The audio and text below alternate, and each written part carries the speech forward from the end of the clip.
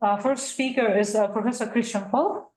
He is a professor of political theory at Humboldt University in Berlin. His research includes political theory and democratic theory, legal and constitutional theories, Hannah Arendt, and he also taught, besides Humboldt University, at the Yale and the New School for Social Research in the United States and various other universities in Germany as well. His publications include the one in English is called Arendtian Constitutionalism, Law, Politics, and the Order of Freedom, 2015. In German, other publications include Urteilen in dunklen Zeiten, eine neue Leseart von Hannah Arendt, Banalität des Bösen. That would be Judgment in Dark Times, a new reading of Arendt's Banality of Evil. Yeah. Okay, Professor Volk, the floor is yours. Thank you. Professor Yamada just left. I would like to say thank you for his welcoming remarks. And Dr. Arisaka, thank you so much for organizing this event and for all your great help in the run-up to our first trip to Japan. I also would like to thank the two panelists, Professor Kazashi and Johanna, Professor Hörning, for sharing this panel with me. Ladies and gentlemen, a warm welcome from my side, and thank you all for coming and for your interest. Today, I want to present the contours of a paper I am working on with my dear colleague, Laura Gorian. The title of the paper, of this article, is Migrant Protest as a Politics of Personhood. And it's basically concerned with working out the political significance of protest by precarious, illegalized migrants, and with revealing its meaning in the context of modern liberal democratic societies. Let me start with an example. In January 2012, Mohammed Rasepa, an asylum seeker from Iran, took his life in his room in a collective housing facility in the city of Würzburg in Germany. He had been diagnosed with trauma, depression, and time and again had expressed deep despair about the isolated life in the refugee camp and the constant fear of being deported. The suicide could have been treated as an everyday occurrence, as it had often happened in similar situations. But in this case, a group of Iranian asylum seekers who had lived with Mohammed decided to leave the isolation. They took to the streets and were able to draw the public's attention to the living conditions of refugees in Germany.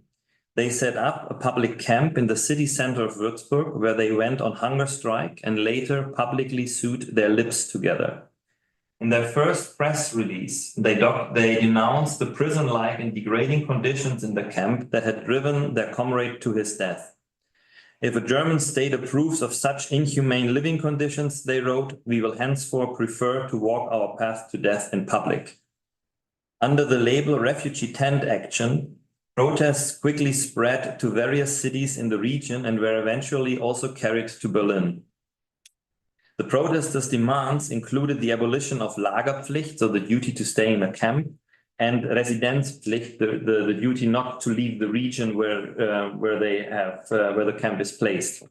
The grantee of a secure refugee status, more transparent and quicker asylum procedures, the possibility to take part in German classes, work and study permits for asylum seekers, free access to medical treatment, and the possibility of family reunifications.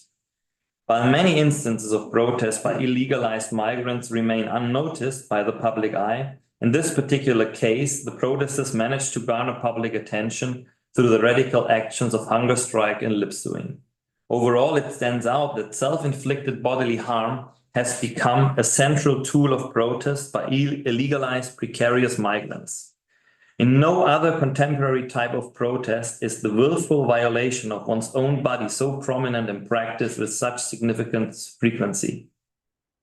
Following on from the observation that precarious migrants consistently resort to the destruction of their body as a means of protest, we focus in our paper on how to interpret these instances of protest and ask, Why do precarious migrants turn to these measures that are highly unusual compared to the protest repertoire of other groups? What does it mean when people engage in radical measures of self-harm to protest in a democratic society that formally guarantees the right to free speech and peaceful assembly for everyone? And how are we to understand the democratic significance of these embodied forms of protest enacted by precarious migrants? Our contention is that the violation of one's own body takes such a central position in the protest of precarious migrants because they become the target of racializing exclusionary politics precisely on the basis of their bodies. Racialization fundamentally involves denying individuals equal moral status, essentially questioning their personhood. That is, whether they possess the same mental, physical, and other capacities to make autonomous and attributable decisions. There are various sociopolitical processes of racialization that work via institutions, discourses, practices, infrastructures, and so on. Yet it is important to underline that modern racism is grounded in allegedly biological registries. It is instituted in the realm of human physiology. It works through constructions of visible characteristics, and it maintains the believed natural inferiority of the targeted subjects. Consequently, our perspective emphasizes that viewing self-injury solely as a final, desperate recourse for individuals facing legal and political suppression is insufficient. Instead, we argue that it stems from an inherent logic that the body becomes the focal point of protest against exclusionary politics of racialization. The protest of precarious migrants thus unveils that the forms of exclusion it criticizes are the result of structurally embedded racism. This, however, is incompatible with the self-image of Western liberal societies and remains not intelligible. It remains incomprehensible in many ways. As we show, this has to do with the fact that liberal Western societies assume that they have eliminated racism as a structural principle through the formal extension of previously color-coded principle to the non-white population, as Charles Mills put it. The protest of precarious migrants reacts to this deafness. The demonstrative self-suffering must be interpreted as an attempt to engage in pre-linguistic and emotive persuasion through which the political is to some extent detached from its logic of speech and counter-speech and transferred into a corporeal and non-illusionary realm. Subsequently, and secondly, the form of protest by precarious migrants deviates from the conventional means of democratic conflict resolution and poses significant challenges for the mode of democratic communication. Shall we see in other slides? Yes, in order to explicate our argument, I proceed in 5 steps. So at first glance, it seems unlikely that precarious illegalized migrants will be able to claim the political freedom rights that democratic societies promise them on paper, such as freedom of assembly. As illegalized and deportable individuals, they often have no access to fundamental rights guaranteed by the constitutional state. Nevertheless, a large number of protests by this group have been observed in recent decades. Illegalized precarious migrants are also protesting. This fact seems surprising in the prevailing analytical repertoire of social movement research. Here, endogenous advantageous resources and favorable political opportunity structures are seen as essential for political mobilization. These are hardly available to precarious migrants with their weak interests, their insecure legal status, and their often precarious living situation. Nevertheless, more and more studies have been published that deal with this type of protest and highlight their particularities. And one particularity is the tense relationship between precarious contextual conditions and the exercise of agency. It is also repeatedly pointed out that precarious migrants often resort to injuring their own bodies in addition to typical forms of protest, such as demonstrations, protest camps, or protest marches. The practice of suing oblivious, for example, is found exclusively among precarious migrants protest. Social movement research explains the frequent occurrence of these forms of self-harm on one's own body by the fact that the use of the body becomes the last resort in this context of repression. This reading, from our point of view, is not wrong, but in our view, it's incomplete. It explains bodily self-harm primarily in instrumental terms, as an act of lack with which precarious migrants respond to the radical exclusion to which they are subjected. Firstly, it is not clear what kind of exclusion the self-harm is a reaction to. And secondly, it is not clear why the injury to one's own body becomes the object of protest and not, for example, violent protest against officials or others. To make progress here, it is necessary to focus more on the political significance, that is, the ideational dimension of this self-harm, rather than on specific motivations and effects. So in contrast to this, we argue that there is an internal connection between the specific experiences of exclusion to which precarious migrants are constantly exposed and the self-harming protest practices. We argue that the way in which racial mechanisms of exclusion shape the lives of precarious migrants is of central importance.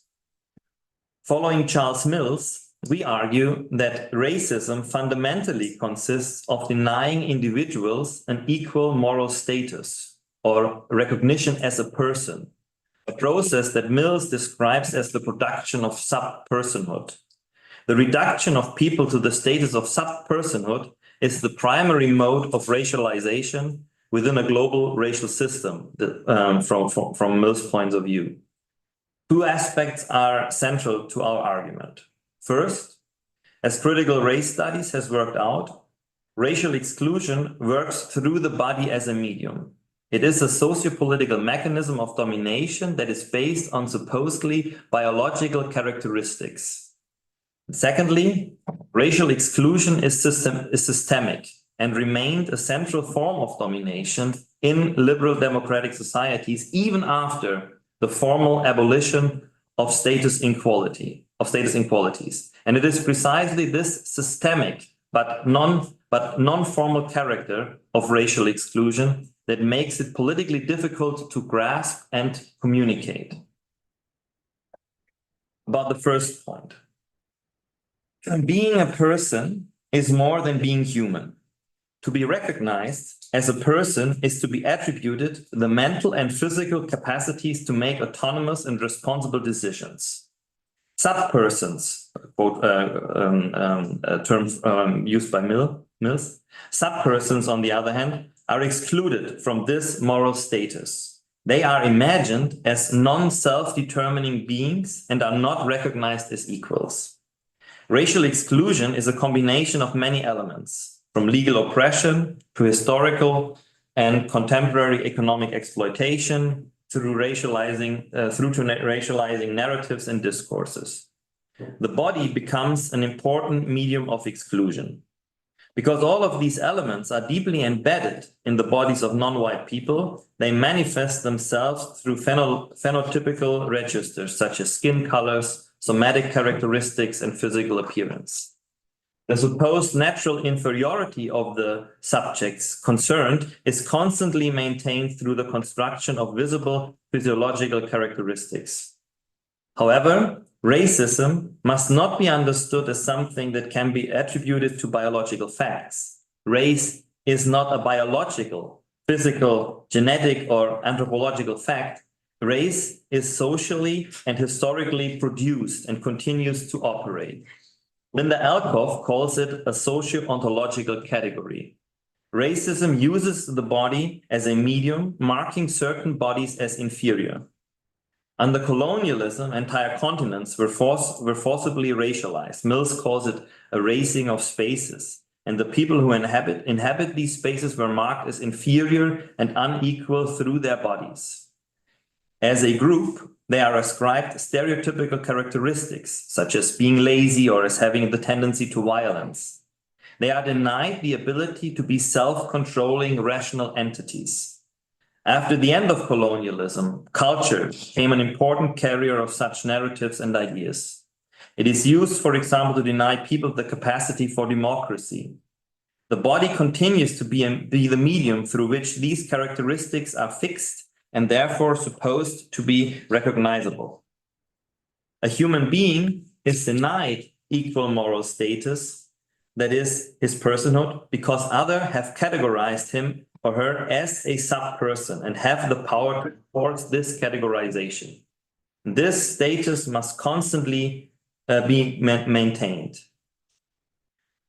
So border regimes, and this is how we approach in this paper the whole problem. We argue that the European border regime is precisely one of the sites where sub-personhood is produced through the camp system, the restrictions on freedom of movement, the violent practices of refusal, but also through the societal discourses associated with the border regime that devalue migrants as violent intruders or the like. People are perceived here as a problem and reproduced as such in this system.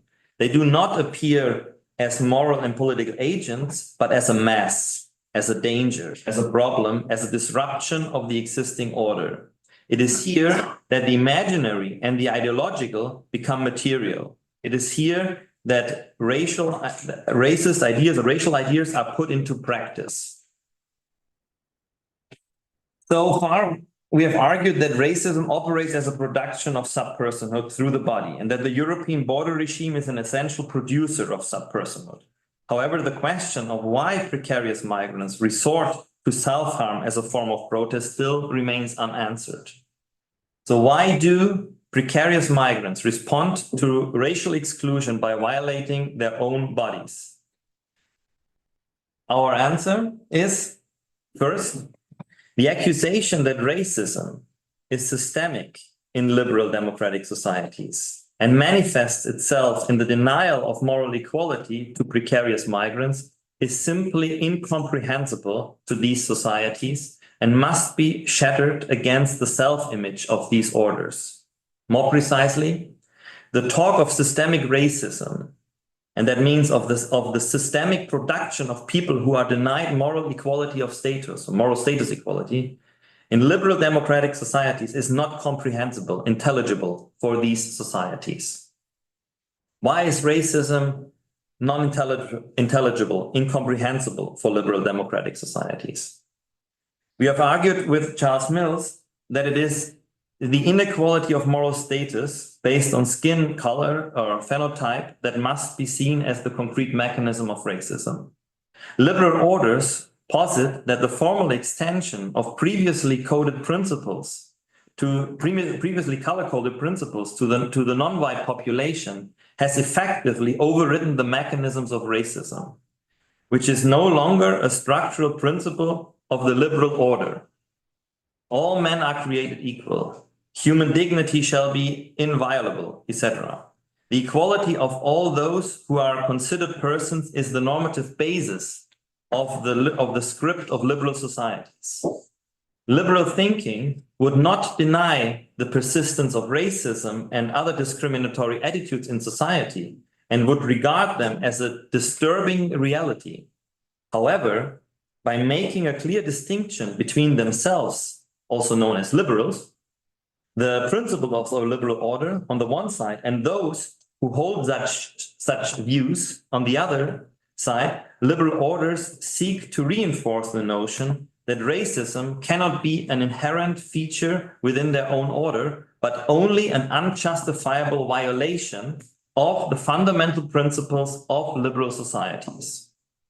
Liberal legal and social orders are, by their own self-understanding, absolutely incompatible with the emergence of structures or institutions that perpetuate racism and racial subordination. While human rights are considered universal, there is a, quote, Linda Alcoff, scientific consensus that the term race corresponds to no significant biological category and that no existing racial classification correlate in useful ways to gene frequencies, clinal variations, or any significant human biological difference, unquote. And in contrast to supposedly meritocratic, economic, or political justifications for global inequalities, a race-based hierarchy is at best openly advocated by right-wing extremists who, however, thereby contradict the norms and values of liberal societies. By implication, this reinforces the impression that racialization is the deviation from the normative order of liberal societies, and that liberal societies are not part of such a system. This leads to the paradoxical situation, as Charles Mills pointed out, that non-whites find that race is both everywhere and nowhere, structuring their lives, but not formally recognized. Consequently, the precarious humanitarian circumstances faced by migrants are explained with various factors, with the exception of the existence of a racial system that distinguishes between persons and subpersons.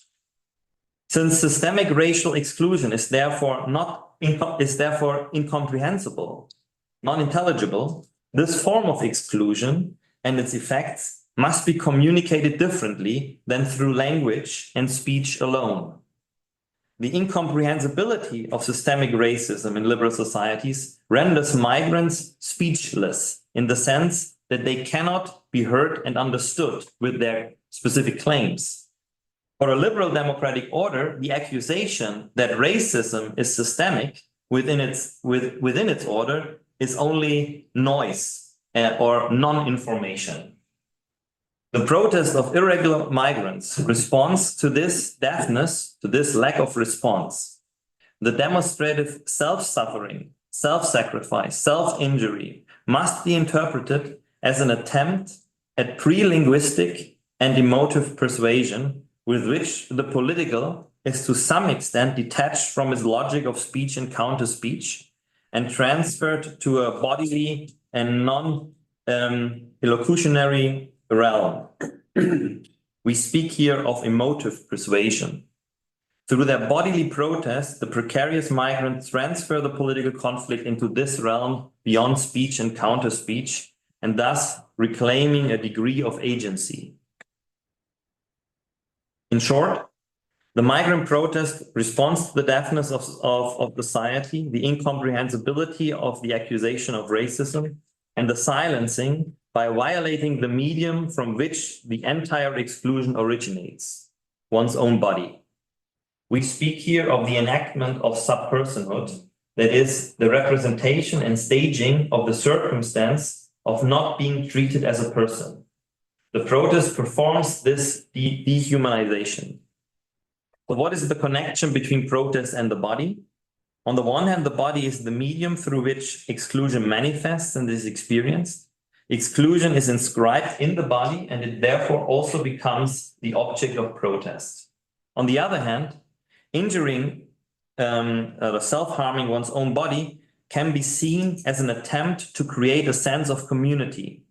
It appeals to the audience to emphasize with the injury inflicted and the pain associated with it, thereby discovering an undeniable bond of shared humanity.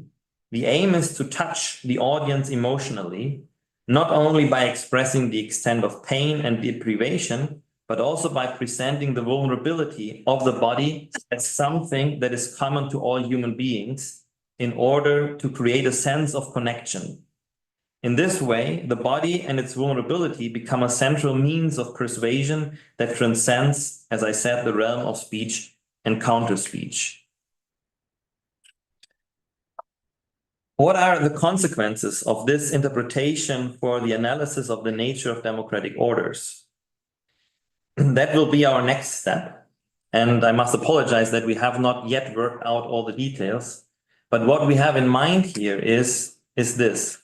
With the concept of the enactment of subpersonhood, we are expressing the suspicion that the systemic character of racism in liberal societies cannot be eliminated with a narrow concept of democratic politics, with democratic agency and democratization, as the acts of citizenship approach suggested. This enacting citizenship, this is how migrants' protest is very often interpreted in social movement studies and in democratic theories, that is interpreted as acts of citizenship by those who don't have citizenship yet. And from our perspective, if the findings are correct, then what is at stake is the